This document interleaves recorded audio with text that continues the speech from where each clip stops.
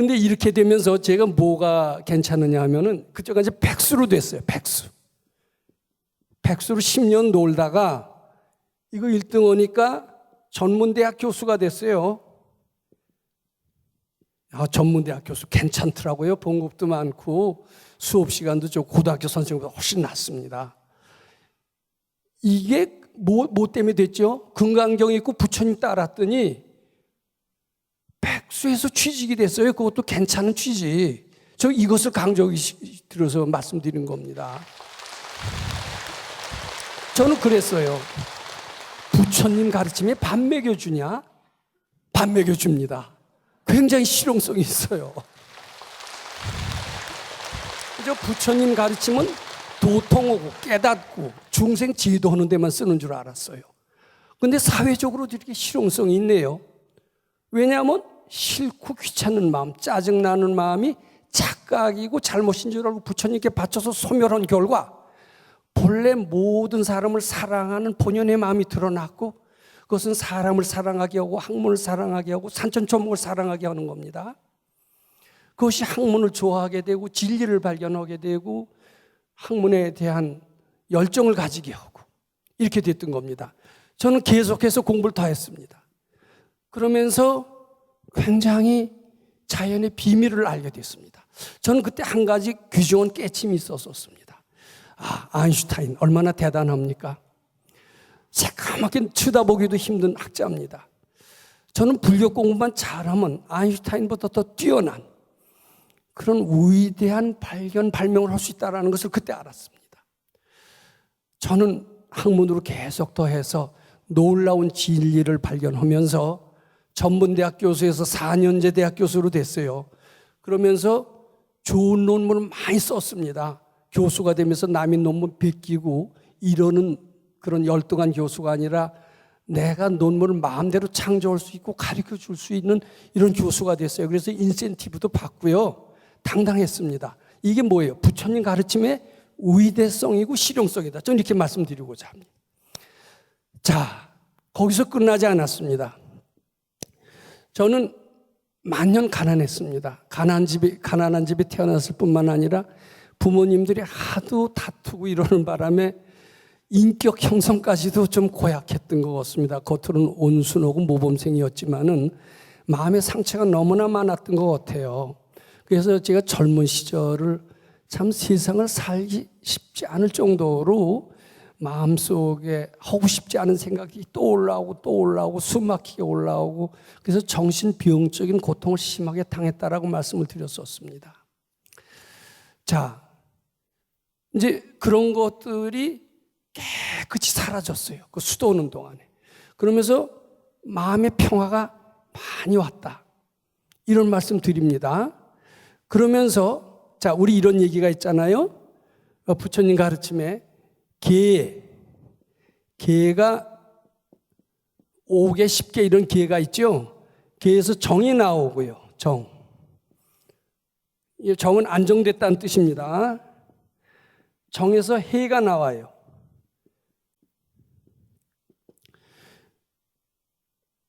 저 개라고 하는 것은 저는 무슨 생각이든지 그게 착각인 줄 알고 부처님께 자꾸 바치는 수도 행위, 이걸 개라고 그렇게 말씀드리고 싶습니다. 그러면서 저는 마음속에서 귀찮고 짜증나는 게 다 없어지면서 평화로워졌습니다. 평화로워지면서 저는 상당히 지혜로워졌고 이러면서 큰 자유를 얻었어요. 부모님이 맨날 왼수처럼 싸우면서 받았던 마음의 상처의 비용은 깨끗이 사라졌습니다. 전 상당히 행복해졌습니다. 자, 또 이제 이게 백수, 요게 두 번째고요. 세 번째 요거 귀중한 자산인데 저는 가난했습니다. 계속 가난했습니다. 대학 교수가 돼서도 계속 가난했어요. 근데 이 가난을 어떻게 극복하나? 이제 그런 얘기를 우리 불교 훌륭한 보통 세상 학자들한테 얘기를 합니다. 불교를 갖고 가난을 면할 생각하지 마라. 부자가 돼서는 부처님의 가르침과 멀어진다. 어떻게 부처님의 가르침에 가난을 면하는 그런 길이 될 수가 있겠느냐. 이렇게 주장을 하십니다. 아마 지금 스님들한테 여쭤보면 법정 스님처럼 무소유로 살아야지 부자처럼 살려고 해서는 되느냐. 이렇게 얘기를 하실 것 같아요. 근데 이게 부자처럼 살아서 뽐내고 오만해서는 안 되지만 마음속에서 너무 궁해서 남이 주머니나 쳐다보고 남이 돈 주면 감격하고 이래서도 또 되겠습니까? 안 되겠습니까? 그래도 안 되겠죠.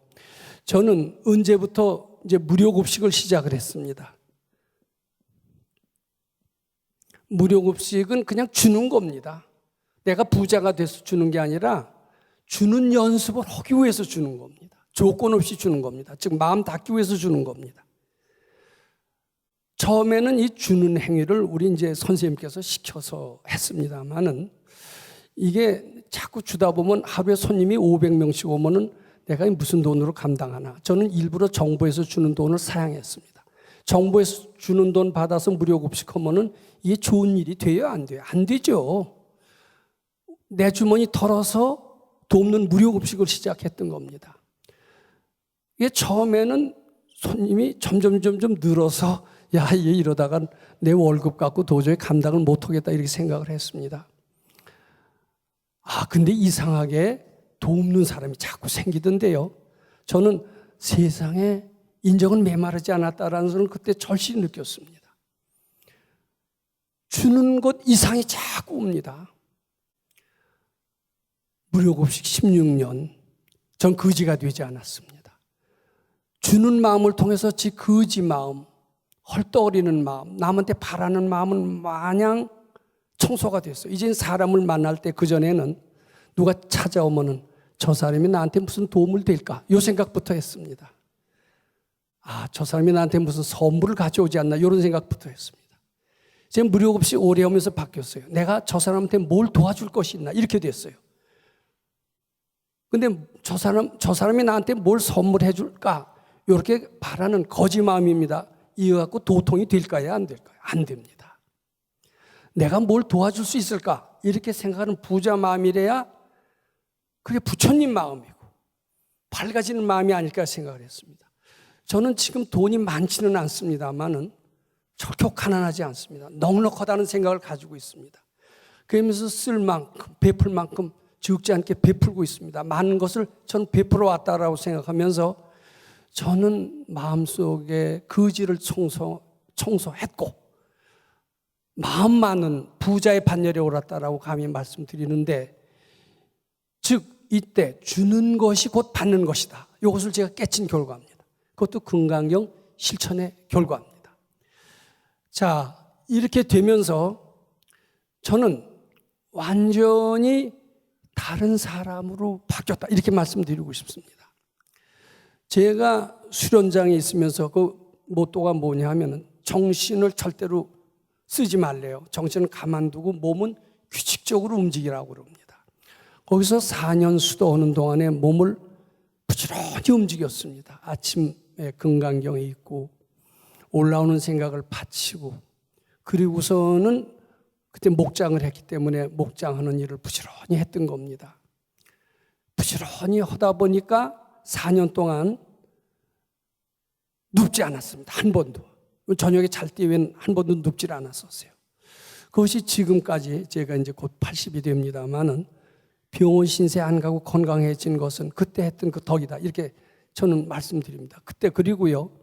오후 불식을 꼭 강조하셨었어요. 특히 저녁 때 소식을 해라. 위장의 80%만 채워라. 닭은 120% 먹기 때문에 10년밖에 못 살지만은 학은 위장의 80%밖에 안 채우기 때문에 오래 산다. 이런 얘기를 하시면서 위장을 많이 채우시지 않기를 권했습니다. 저희들은 오후 불식을 했고 지금까지도 100% 지키지는 못합니다만 가능한 대로 저녁을 안 먹으려고 했고 몸은 부지런히 움직이려고 했던 것이 몸을 이렇게 건강하게 했다. 이렇게 하고 이것은 수도하는데 매우 필요했습니다. 저는 완전히 딴 사람이 됐습니다. 저는 이 금강경 가르침이 가난을 풍요로 만들고 무에서 유를 창조하고 인간의 무한한 자유와 지혜를 준다고 하는 그런 것을 느끼게 되면서 불법의 위대성, 즉 참나의 위대성과 참나의 절대성을 아주 실감나게 느끼게 됐습니다. 저는 이 금강경 가르침으로 교육기관을 만든다면 세계 최고의 교육기관이 될 수 있다고 저는 확신을 합니다. 그래서 벌써 한 10년 전부터 제가 기회가 되면 금강경 가르침을 통해서 교육기관을 세웁시다. 금강경 연수원을 만듭시다. 이것을 역설하고 많이 다녔던 것 같습니다. 그 결과 그것의 동조자들이 서서히 나타나기 시작했습니다. 그래서 이것은 제 경험을 바탕으로 제가 실제로 해본 것이기 때문에 제가 그때 배웠던 그대로 커리큘럼을 짜서 그것을 인성개발이나 이런 생활에다가 접목시켜서 한다라면 틀림없이 인재 양성이 될 수 있다고 믿기 때문에 제가 그런 제안을 하는 겁니다. 뭐 그런 것이 된다라면 개인의 행복은 말할 것도 없고 국가사회에 크게 기여하게 될 겁니다. 아마 대한민국이 1등 국가가 되는데 금강경 연수원의 교육기관은 큰 기여를 하게 되지 않을까 저는 이렇게 생각을 해보는 겁니다. 여기서 이제 제한된 시간이 있어서 저는 불자 여러분들은 몇 가지를 제안하고자 합니다. 제가 써갖고 왔어요. 요 써갖고 온 요 내용 속에서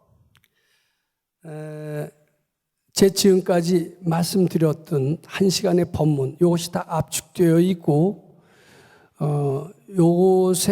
요것을 통해서 우리는 진정으로 불법의 위대성을 실감할 수 있게 된다라고 이렇게 생각을 합니다.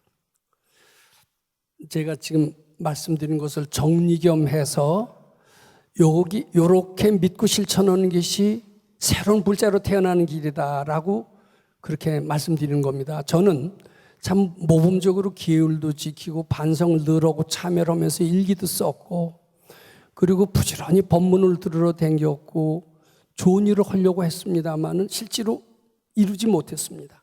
근데 밝은 선지식을 통해서 그것도 집에서 한 게 아니라 왔다 가다 한 게 아니라 집주로 출가해가면서 그 밑에서 꾸중 들어가면서 고행을 해가면서 한 결과 깨친 그런 느낌 그것을 말씀드리는 겁니다. 자, 우리는 시시각각으로 소원을 성취하는 위대한 존재 시시각각으로 마음대로 세상을 좌지우지할 수 있기 때문에 이건 전지전능한 그런 존재거든요.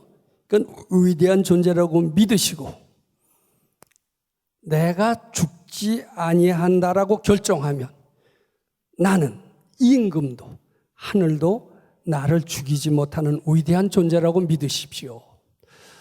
자, 우리는 내가 죽지 않는다면은 누구도 나를 죽이지 못한다. 제가 이렇게 얘기를 했습니다. 왜냐하면 내가 그만큼 위대하다라면은 누가 나를 죽일 수가 없어요. 임금도 나를 죽일 수가 없어요.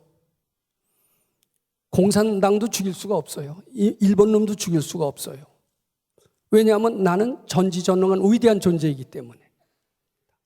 임진왜란 때도 수많은 사람이 죽었습니다. 일본 놈이 죽인 게 아닙니다. 우리가 죽음을 택해서 죽는다는 겁니다. 죽음을 택하시지 마십시오. 오래 삶을 택한다면 150세, 200세까지도 살 수 있는지 모릅니다. 이 말을 믿으신다면 우리는 항상 희망과 자신감 속에서 세상을 살 수 있다 이렇게 말씀드리고자 합니다.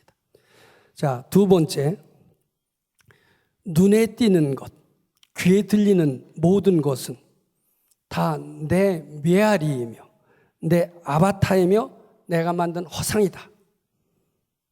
그러기에 눈에 띄는 것, 귀에 들리는 것을 남이라고 생각하면서 의지하거나 또는 원망하거나 하지 마십시오. 이런 이야기입니다. 이게 제가 모두 다 믿기 어려운 얘기만 합니다만은 이 말씀을 믿으셔야만이 자신감을 가지실 수가 있고 각종 난제에서 벗어날 수 있다라고 저는 말씀드립니다. 자, 요 다음 시간에 질의응답 때도 이런 가르침을 바탕으로 했기 때문에 각종 난제가 다 해결이 됩니다. 근데 슬기로운 사람은 대충 압니다. 저 미운 놈, 나쁜 놈, 고약한 놈, 저놈 때문에 내 신세 조졌어 이런 소리를 하는 수가 많습니다. 저 인간 같지 않은 놈 이렇게 욕을 합니다. 근데 우리는 저 때문에 내가 망했다. 저것 때문에 내 신세 조졌다 이렇게 얘기하는데 그건 우리 생각일 뿐입니다. 발근이가 볼 때는 저 사람이라고 생각하는 저 사람이 없어요. 다 내가 만들어낸 분별이고 허상이다라는 겁니다. 왜냐하면 우리가 그럴 정도로 전지전능한 부처이기 때문에, 우리가 전지전능한 부처라는 것을 가정한다라면 이 말이 그대로 믿어집니다. 자, 그 다음에 세 번째로, 어떤 절체절명의 난제에도 반드시 다 해답이 있다라고 생각하십시오. 우리나라 속담에도 하늘 무너져도 솟아날 구멍이 있다라는 그런 속담이 있습니다만은, 어떤 난제에도 그것을 실제로 믿으면, 실제라고 믿으면 죽습니다. 죽을 수밖에 없어요. 그런데 솟아날 구멍이 있다라고 믿고 그것이 난제가 아니라 착각이라고 한다면 거기서 벗어날 수도 있다는 이야기입니다. 우리는 착각으로 알고 내가 만든 허상이라고 알고 부처님께 바치라는 겁니다. 그러면은 거기서 벗어날 수 있고, 나에게 주어진 어떤 난제도 내가 해결 못할 것은 없다. 이런 말씀을 드릴 수 있습니다. 다 내가 불러온 곳이기 때문에 내가 또 해결할 수 있다. 이렇게 말씀드릴 수 있는 겁니다. 그 다음에요, 이런 말이 있습니다. 천지는 한 뿔이고 만물은 한 몸이다, 이렇게 얘기를 합니다. 우리는 어떻게 보면 쓰레기를 막 버리는 수가 있습니다. 물도 먹고 다 먹었으면 확 버리죠. 그리고 우리한테 필요 없는 잡초는 인정사정 없이 뽑습니다. 잡초를 내 자식, 내 몸으로 생각한다면 그런 일이 있을 수가 없겠죠. 근데 이건 보통 사람들의 시각으로 보면 무생물이고 남이기 때문에 그것은 어떻게 한들 상식에서도 벗어나지 않고 나한테도 해롭지도 않다라고 생각합니다. 근데 발근이가 볼 때는요, 천지는 그냥 한 뿔이에요. 만물은 하나예요. 남한테 욕하는 것은 곧 자기한테 욕하는 겁니다. 남한테 좋은 일을 하는 것은 바로 자기한테 하는 좋은 일을 하는 겁니다. 왜냐하면 천지동근이고 만물인체이기 때문에. 이런 생각을 가진다면 남한테 욕하지 않습니다. 원망하지 않습니다. 자, 이제 본격적으로 제가 말씀드리고 싶습니다. 아침 저녁으로 금강경 읽으십시오. 아침에 금강경 읽으시는 것은 하루의 재앙을 소멸하는 거고, 저녁에 읽으시는 것은 밤사이의 재앙을 소멸하는 겁니다. 확실히 재앙이 소멸되고 마음이 편해집니다. 낮에는 올라오는 생각을 다 허상인 줄 알고 부처님께 바치십시오. 무슨 일을 할 때 이기적인 목적으로 하시지 말고 부처님 기쁘게 해드리는 마음으로 일하십시오. 이렇게 되면은 늘 우리는 부처님과 함께 사는 삶을 살게 됩니다. 우리는 부처님과 함께 사는 삶을 살지 않을 때 이기적인 나와 함께 사는 삶을 삽니다. 이기적인 나와 함께 사는 삶을 살면 항상 재앙이요, 무지요, 그리고 여러 가지 안 좋은 일들이 생깁니다. 근데 부처님과 함께 사는 삶을 살길 바랍니다. 이 법문 들으시는 이후로 그렇게 산다라면 밝은 삶, 행복한 삶, 늘 축복의 삶을 살게 될 것이다. 이렇게 말씀드리고자 합니다. 마지막으로 하나 강조합니다. 달마대사가 이런 말씀을 하셨습니다. 선지식을 만나기 전에 불법은 다 가짜 불법이래요. 선지식은 내 부처입니다. 나를 밝게 해준 산 부처님이 선지식입니다. 근데 선지식 만난다는 것은 굉장히 쉬운 일입니다. 여러 생 발언해야 됩니다. 우리가 선지식 못 만난다면 지금이라도 발언해야 됩니다. 뭐라고 발언해야 되냐면 세세생생 선지식 만나 부처님 공부 잘해서 부처님 기쁘게 해드리길 바로 이런 원을 세우시고 새로운 불자로 태어나셔서 행복의 삶, 축복의 삶, 국가사회를 일으키는 삶을 살아서 부처님이 기쁘게 해드리기를 발언드리면서 전반부 법문을 마치고자 합니다.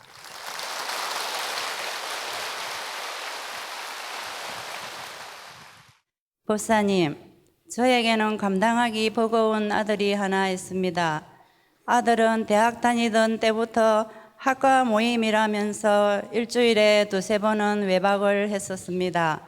부끄럽지만 부모에 대한 공경심이 부족한 탓에 아들은 밖에 나가면 전화 한 통 없었고 지금도 여전합니다. 대학을 졸업하기 직전에 아들은 높은 경쟁률을 뚫고 법원에 계약직으로 취직했습니다. 직장에 어느 정도 적응될 무렵 아들은 아상에 사로잡혀 본인이 대단한 사람이 된 것처럼 자만했고 자기 멋대로 본인이 하고 싶은 대로 살았습니다. 밤이면 항상 외출을 하고 성인 만화 게임을 즐겼고 주말이면 아들의 자취방에는 친구들이 모여 게임을 밤새도록 했던 것 같습니다. 아들은 돈에 대한 개념이 전혀 없고 미래를 생각하지 않은 것 같으며 돈이 있으면 있는 대로 다 써버려서 통장은 늘 비어 있습니다. 당연한 결과겠지만 그렇게 생활을 하다 보니 정규직 전환 시험에 떨어졌고 1년을 쉬었습니다. 그러다가 작년에 정규직 전환 시험에 합격해서 1월부터는 경기도에서 공무원 생활을 하고 있습니다. 하지만 요즘도 여전히 게임을 하는지 인터넷 요금이 많이 나옵니다. 한 달 전에는 10일 넘게 전화를 아예 받지도 않고 카톡을 해도 답이 없습니다. 아들은 이렇게 가족과의 소통을 외면합니다. 저는 아상에 가려 자신의 참모습을 보지 못하는 아들이 매우 안타깝습니다. 저는 아들을 위해 이절저절 참 많이 다녔습니다.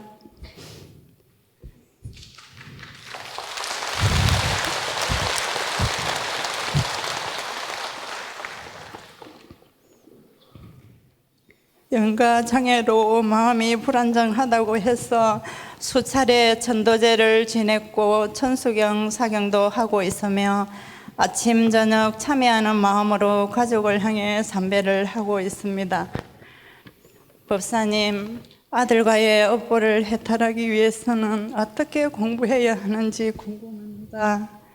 어떻게 하면 아들이 부모를 공경하게 하고 게임에 대한 기질을 변화시켜 아들을 게임에 집착하는 마음에서 벗어나게 할 수 있는지 법사님의 올바른 가르침을 받아서 지혜롭게 공부하고 싶습니다. 감사합니다. 마이크 잡고 제가 묻는 말에 좀 대답 좀 네. 해주세요. 슬아의 자녀가 몇 분 있습니까? 위에 누나가 있고 밑에 아들입니다. 초중등학교 다닐 때 속색이었습니까? 안색이었습니까? 초등학교 때부터 그 게임을 학교 앞에 그 자판기 같은 데서 하곤 했었습니다. 중학교 때 사춘기 시절부터 본격적으로 속을 많이 썩였습니다. 예, 아마 그렇지만은 초등학교 다닐 때만 하더라도 우리가 속색이지 않았을 거고 어떻게 보면 그 큰 아드님에 대한 기대가 가장 컸을지도 모릅니다. 그렇죠? 큰 아들이니까. 예. 근데 기대가 큰 만큼 그 기대에 걸맞는 행동을 하지 않으니까 속상한 것도 더 썩었죠. 예. 예, 그러니까 그 기대에 대한 그 배신감 때문에 굉장히 괴로워하시고 그것을 어떻게 극복해 보시려고 영가천도도 해보시고 절도 해보시고 스님들이 하라는 대로 다 했는데도 하나도 되지 않았다는 얘기인 것 같습니다. 아드님이 우선 공경심이 없죠.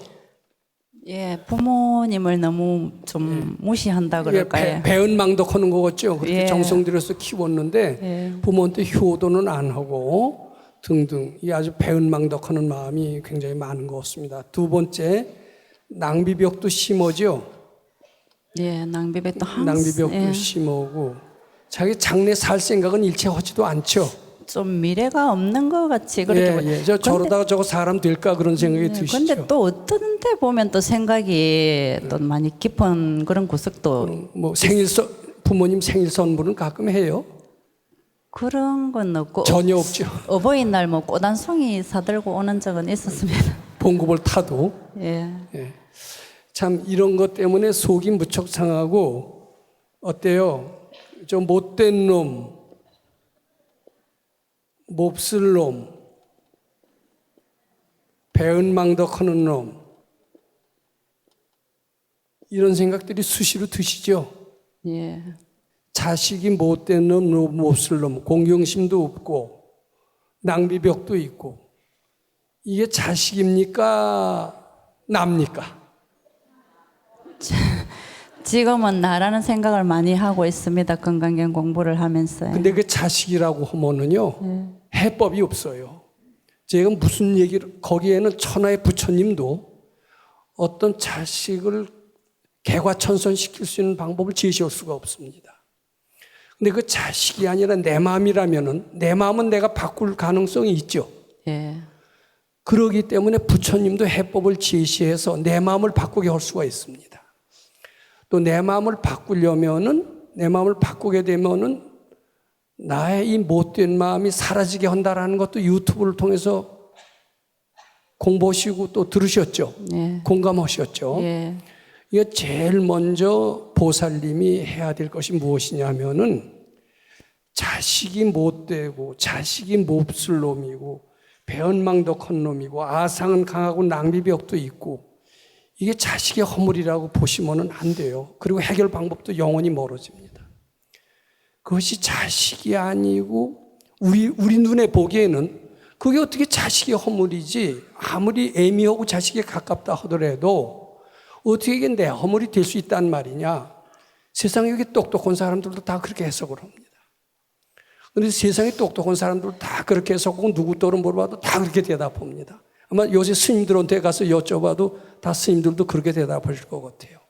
그래서 스님 중에서도 상당히 지혜로운 사람, 깨친 분은 절대로 그렇게 얘기를 안 합니다. 그렇게 얘기를 하는 것은 너 자식한테 속 쏘고 죽어라 하는 소리나 똑같습니다. 굉장히 깨친 이는 어떻게 해석하냐면, 그것을 자식의 허물이라고 보는 것은 잘못이다. 내 마음에 있는 것만 눈에 띈다. 제가 지난 시간에 이런 얘기를 했습니다. 내 귀에 들리는 것, 내 눈에 보이는 것, 이것은 바로 나의 메아리요, 나의 아바타다, 이런 얘기를 했습니다. 내 마음속에 나쁜 마음이 없으면요, 내 눈에 절대로 나쁜 게 띄질 않아요. 내 마음에 배은망덕하는 마음이 없으면요, 배은망덕하는 사람이 눈에 띄질 않습니다. 내 마음에 뱀이 없으면 뱀이 눈에 띄질 않습니다. 제가 언제 법문 시간에 이런 말씀을 드린 적이 있습니다. 마음속에 탐심, 진심을 잘 닦은 어떤 제자한테 도인이 심부름을 시켰습니다. 저 딸기밭 속에 뱀이 지금 들어가는 걸 봤는데 너 막대기를 갖고 와서 저 딸기밭 속에 뱀을 한번 찾아보거라, 이렇게 명령을 내리셨습니다. 그래서 그이는 스승의 명령을 듣고 딸기밭을 샅샅이 뒤졌습니다. 한참 후에 아무리 딸기밭을 뒤져도 뱀은 안 보이는데, 이렇게 대답을 했습니다. 나중에 그 스승이 저한테 이런 얘기를 했습니다. 그이는 마음속에 탐내고 성내는 마음이 없으니까, 탐내고 성내는 그 결과의 과보로 이루어진 것이 뱀이니까 그 뱀이 눈에 안 띈다는 겁니다. 꿈에도 눈에 안 보인다는 겁니다. 반대로 탐내고 성내는 마음은 꿈에도 뱀을 보게 됩니다. 마찬가지로 지금 자식의 장점은 눈에 하나도 안 띄고 공경심이 없고 낭비벽이 심하고 배은망덕하고 이런 것만 눈에 띄시죠? 네. 좀 괴로운 말씀으로 들리실지 모르지만 그것은 자식의 모습이 아니라 내 모습이다, 이렇게 보셔야 됩니다. 억지로라도 그렇게 하셔야만이 해법이 나옵니다. 그리고 자, 일단 내 마음으로 하셔야 됩니다. 그 자식이라고 그러면은 자식 버릇 영원히 못 고쳐요. 예. 나라고 일단 인정하셔야 됩니다. 자식을 숭보기 전에 내 잘못을 참여할 생각부터 먼저 해야 된다, 이런 말씀입니다. 네. 근데 참여를 어떻게 하느냐? 참여는요, 이 죄라는 게 있다라고 보면 절대 참여가 안 됩니다. 고통이 있다, 이렇게 보면 고통은 영원히 없앨 수가 없습니다. 저 사람은 나보다 실력이 낫다라고 믿는 한은 나는 도저히 따라잡을 수 없습니다. 이걸 잘 알아야 돼요. 그런데 이 죄는 있다라고 보시면 저를 1000만 번 해도 절대 참여가 안 돼요. 죄라고 보는 것은 착각이다, 이렇게 하셔야 됩니다. 그것이 내 죄다, 그것은 아들의 허물이 아니라 내 모습이다. 나의 못된 점이다. 그렇지만 이 못된 점은 실제로 있는 게 아니다. 착각이다. 이렇게 보고, 착각이라고 보고 어떻게 해야 되느냐 하면 늘 유튜브에서 들었듯이 이 나의 허물은 아들의 허물이 아닙니다. 내 허물은 착각이요 내가 만들어낸 허상이다. 그래서 부처님께 바치는 연습을 자꾸 하는 겁니다. 거기다 대고 금강경 읽으셔도 좋습니다. 네. 그 죄라고 생각하는 거기다 대고 미륵전 여랩을 하셔야 됩니다. 하셔도 좋습니다. 근데 한참 미륵전 여랩을 하거나 한참 금강경을 읽거나 한참 바치거나 하면은 내 죄라는 생각이 들다가도요, 다 내 잘못이지, 내 탓이지. 저게 아들이 나쁜 게 아니라 바로 내 마음이 나빠서 그렇지. 이렇게 되다가 그러면서 가슴을 칩니다. 근데 자꾸 바치면은 가슴을 덜 치게 돼요. 그러면서 마음이 편안해집니다. 처음엔 내 죄다 하면서 쓰라리면서 자매의 눈물이 나오고 이러는데 그걸 자꾸 바치거나 금강경을 거기다 대고 읽으면은 죄라고 생각했지만은 알고 보니까 착각이로구나. 내가 착각에 씌워서 나를 나쁜 인간으로 보고 그리고 참회를 하려고 했구나. 이렇게 생각이 되면서 죄 지었다는 생각에서 벗어나게 됩니다. 그리고 마음이 편안해집니다. 자, 그래서 내 마음이 편안해질 때 저는 그때도 아들이 속색이냐 안 색이냐 이렇게 묻고 싶습니다. 내 마음 속에서 아들의 괘씸한 생각이 없어지는 순간 아들은 놀랍게 변해 있을 겁니다. 저는 확실합니다. 근데 지금까지 보살님은 어떻게 했었느냐 하면 아들의 못된 점, 변망덕하는 점, 낭비벽을 고치시기 위해서 어떻게 하셨느냐 하면은요, 절도 무척 많이 하셨죠? 예. 또 영가천도 하셨죠? 네. 또 뭐 하셨어요? 사경도 많이 했습니다. 사경도 했죠? 네. 근데 이거 잘 보세요. 절이나 영가천도, 사경. 이게 지 마음 속의 행위입니까? 마음 밖의 행위입니까? 마음 밖에. 마음 밖에서 해답 찾을 수 없습니다. 내 마음 속에서 내 마음을 바꿔야 됩니다. 죄 지었다는 생각을 착각으로 알고 그것을 소멸해야 됩니다. 내 마음을 바꿀 때 일체가 내 마음이 만들었다고 그랬지 않습니까? 현실이 바꿔지는 겁니다. 그러니까 지금부터라도 그것을 아들의 허물로 보시지 마시고 바로 내 모습으로 보시고 내 메아리로 보시고 또 그 뒤에는 그것이 참으로 보시지 말고 내가 만들어낸 허상으로 보시고 그리고 금강경 읽으시고 부지런히 부처님께 바치는 마음을 연습해 보시라고 부탁드리고 싶습니다. 내 마음속에 나쁜 마음을 부처님께 바칠 때 나의 본래 가지고 있었던 참된 불성의 빛을 발하면서 위대한 위력을 발휘합니다. 절대로 마음 밖에서 거의 어떤 해답도 찾기 어렵다 이것을 아시고 유튜브 본문을 잘 들어서 해법을 찾으세요. 제가 이 유튜브 본문을 잘 분석해서 말씀드리는 겁니다. 그러시다면은 우선 일단 아들에 대한 증오심이 사라지고 증오심이 사라질 때 아들은 아마 분명히 개과천선이 될 것으로 확실히 믿습니다. 네, 감사합니다.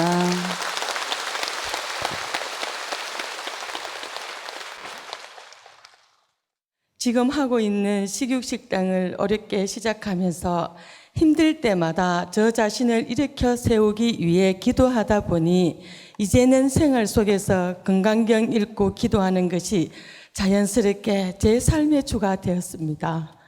저는 식당 일과 집안일 그리고 어머님 시봉하는데 눈코 뜰 새 없이 바빴지만 하루도 금강경 독경을 놓지 않았고 금강경을 읽으면서도 그냥 읽는 게 아니라 항상 그 뜻을 알려고 노력하면서 읽었습니다. 2015년 11월에 남편이 협착증으로 목과 허리에 큰 대수술을 받았습니다.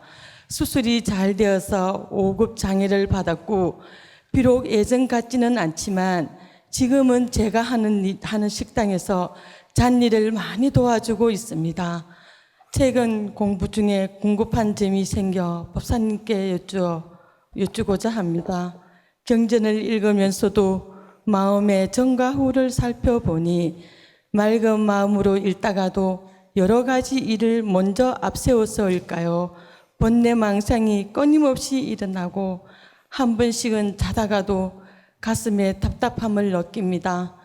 절에도 틈틈이 가고 하지만 부처님 가르침에 대한 공부도 더 열심히 하고 싶고 한 달에 한 번 봉사도 나가지만 봉사활동도 지금보다 더 열심히 하고 싶은 마음입니다. 상황만 다를 뿐 지금 하고 있는 일이 다 공부다라고 생각하면서 지금 일을 잘 해낼 때 모든 게 다 잘 되어질 거라고 생각하면서도 때론 짜증과 화가 올라오곤 합니다. 그때마다 금방 알아차리고 일을 하면서 참회 진언을 외웁니다. 저는 진정한 불자라면 내면과 외면이 부처님 가르침이 마음가짐이 되어야 한다고 생각합니다. 어떤 마음으로 가져야 할지 법사님의 큰 가르침 주시길 바랍니다.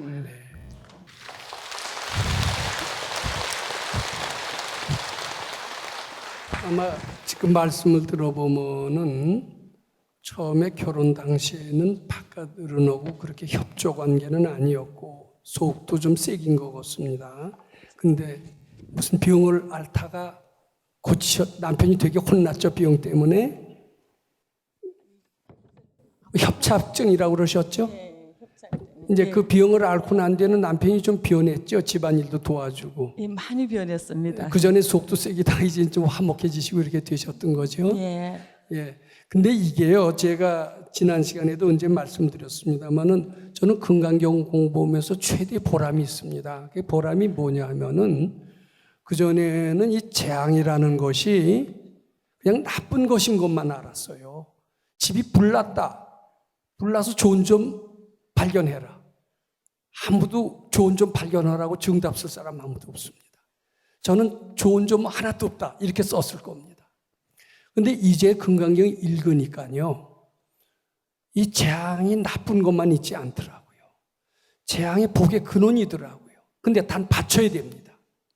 재앙이 착각인 줄 알고 자꾸 받치면은요. 이 금강경 16분에도 그런 얘기가 있어요. 우리나라 속담에도 그런 얘기가 있습니다. 재앙은 액땜이라는 얘기가 있습니다. 이 재앙으로 말미암아 재앙으로 나가면 괴롭죠. 죽고 싶죠. 죽고 싶을 땐 뭐가 죽냐면 아상이 죽어요. 아상이 죽습니다. 불이 났다. 나는 망했다. 나는 끝이다. 굉장히 괴롭습니다. 죽고 싶다가 아상이 죽습니다. 아상이 죽으면 참나가 드러납니다. 그래서 재앙이 일 때 참나가 드러나고 그것이 축복으로 연결이 됩니다. 제가 그래서 공부하면서 최대의 보람은 재앙과 축복이 둘이 아니에요. 저는 재앙이 날 때 점쟁이 찾아가고 싶은 생각 여러 번 했습니다. 그러다 이젠 점쟁이 찾아가지 않습니다. 왜냐하면 재앙이 변해서 복이 되는 거래요. 왜 점쟁이 찾아갑니까? 자꾸 받치시기만 하면은 반드시 축복으로 이어집니다. 실망과 좌절하시지 말고 자꾸 자꾸 부처님께 바쳐보시기 바랍니다. 그러면 반드시 축복으로 이렇게 연결이 됩니다. 그런데 이게 우리가 잘 생각해 봐야 됩니다. 우리는 본래 부처님과 같이 모든 복을 구족한 위대한 존재래요. 뭘 찾아 헤매려고 할 필요가 없습니다. 내가 돈이 없어야 돈 벌려고 하죠. 내가 권리가 없어야 권리를 탐하려고 하죠. 그런데 부처님의 말씀에 의하면 난 돈도 권리도 명예도 모든 게 부족한 것이 없는 완벽한 사람이라는 겁니다. 그러니까 뭘 찾아 헤매려고 할 필요가 없다라는 거예요. 근데 우리는 그렇게 완벽한 존재라고 믿질 못합니다. 뭘 항상 부족하기 때문에 뭘 찾아 헤매려고 그럽니다. 뭐 어서 하겠다 그럽니다. 어서 하겠다. 근데 부처님이 보기엔 하겠다고 할 필요가 없어요. 다 부족하기 때문에. 이 하겠다 하는 것은 쓸데없는 짓을 하는 거예요. 이게 뭐냐면 탐심이라는 겁니다. 본래 헐 필요가 없는데 어서 하겠다고 설치다 보면 되겠어요? 안 되겠어요? 될 일도 없어요. 이건 또 왜 안 되느냐 그래요. 왜 안 되느냐? 왜 아니 될 일이 본래 없어요. 다 되게끔 돼 있는 거랍니다. 근데 왜 아니 되느냐라고 하면서 헛고생을 하는 거예요. 이게 진심이라고 그러는 거예요. 진심. 그리고 뭐가 되는 듯 하면은 이만하면 되었다 그래요. 근데 되었다라고 할 것도 없어요. 그러면은 발근이는 우리한테 그렇게 얘기합니다. 도통을 하겠다. 금강경 하루에 7독을 해야 되겠다. 주말 출가를 해야 되겠다. 지금 이런 얘기들이 많이 나오는데 그렇게 할 필요가 없다는 거예요. 우린 주말 출가 안 해도 본래 부처님처럼 부족한 그런 완벽한 존재라는 겁니다. 출가를 해서 뭐 밝아지는 게 아니라는 겁니다. 자, 그래서 우리는 부족한 진리라는 것을 믿고 설칠 필요가 없어요. 설치지 않고 단지 게으르지만 않으면 됩니다. 아, 부족하니까 마냥 놀자. 놀 필요는 또 뭐 있어요? 안 그래요? 부족했는데. 놀자라고 하는 것 자체가 부족을 못 깨달은 겁니다. 놀자라고만 하지 않으면 된다는 겁니다. 근데 이게 아주 쉬운 것 같아도요. 왜 쉽지가 않더라고요. 자, 지금 질문이 무엇이냐 하면은 번뇌망상이 왜 생기느냐? 이제 공부하려고 그러니까 더 생겨요. 하려고 그러시지 말고 이제 오늘은 하루에 미래를 생각하지도 말고 과거를 생각하면서 후회하지도 말고 오늘만 잘 살자. 현재에만 진실하자. 오늘 주어진 시간만 그저 편안하게 살자. 분별 일으키지 말자. 쓸데없는 미래 걱정하지 말자. 그래 보세요. 그러면 미래에 닥칠 불행을 대비해서 미리 염려하고 계획을 짜는 게 필요하지. 오늘 하루하루만 진실한다고 해서 갑자기 재앙이 들이닥치면 뒤통수 맞으면 어떻게 된단 말이에요. 우리는 이렇게 생각을 하면서 걱정에 대비하면서 미래에 대한 근심 걱정을 하면서 하루도 편할 날이 살기 없이 살게 되는 겁니다. 그런데 미래 걱정하지 마라. 우리는 완벽하다. 하루에 그 시간만 살아라. 정말 그렇게 살아도 될까? 한번 속는 셈 치고 해봤어요. 그렇게 사니까 참 편하고 좋더라고요. 절대로 무슨 일이 일어나지 않습니다. 지금 뭐냐 하면은 더 열심히 하고 싶다. 더 하려고 하니까 번뇌망상이 끊임없이 일어난다고 그랬는데 그렇게 하시지 말고 어서 하겠다는 생각이 드시면요. 더 열심히 하겠다는 생각이 들면 그 생각을 부처님께 바쳐 시봉 잘하기를 발언하세요. 그럼 설치는 마음이 없어집니다. 그래서 그 우리 선생님 말씀을 전해드리고 싶습니다. 과거 거 회고하면서 과거에 실패했다. 과거에 누구한테 상처를 받았다. 그거 생각하면 지금도 분에 떨린다. 과거에 실패했다는 생각하면 지금도 자신이 없어진다. 내 과거 거 생각하시지 마세요. 과거심 불가득. 또 미래에 올 걱정을 미리 생각하면서 걱정하시지 마세요. 내일 나는 죽는다. 내일 사형수다. 오늘 밤이 잠이 안 온다. 그때 가서 보자 이거예요. 지금 미리 당겨서 걱정하지 말고 그 생각을 바치자는 것.